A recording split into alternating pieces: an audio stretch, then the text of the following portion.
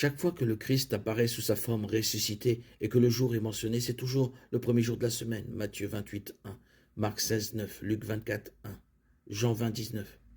Les seules fois où le sabbat est mentionné, c'est dans les actes à l'Apocalypse, c'est-à-dire l'occasion de l'évangélisation des Juifs. Et le cadre est généralement une synagogue, acte 13, 18. Paul a écrit « Je me suis fait juif avec les Juifs afin de gagner les Juifs », 1 Corinthiens 9, 20. Paul n'est pas allé à la synagogue pour communier avec les saints et les édifier, mais pour convaincre et sauver les perdus.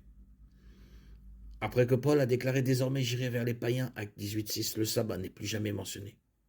Au lieu de suggérer l'adhésion au jour du sabbat, le reste du Nouveau Testament implique le contraire, y compris la seule exception, trouvée dans Colossiens 2, 16.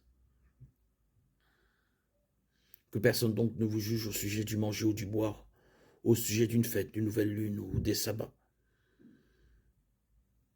En examinant tous ces points, on découvre qu'il n'y a aucune obligation pour le croyant du Nouveau Testament de respecter le sabbat.